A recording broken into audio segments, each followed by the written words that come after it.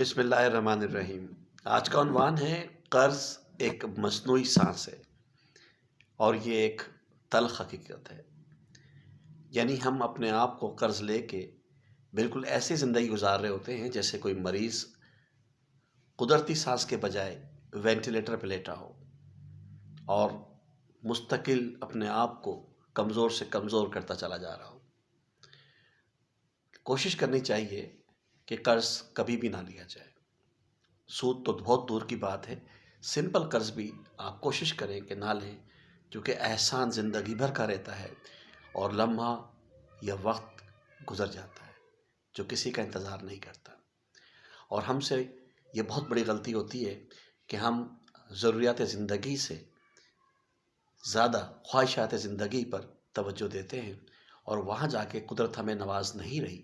حالانکہ ایک شخص جب نکلا ہے گھر سے باہر فکر معاش میں، روزی کی تلاش میں، تو کبھی وہ زیادہ بھی کماتا ہے، کبھی وہ کم بھی کماتا ہے، کبھی وہ نہیں بھی کماتا ہے، کبھی وہ بے تحاشا بھی کماتا ہے۔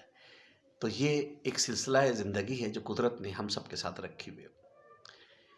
لیکن اگر وہ شخص قدرت اس کو نواز نہیں رہی تو اسے چاہیے کہ جتنی چادر اتنا پاؤں پھیلائے، جتنی اس کی پسلی اتنا زور لگائے۔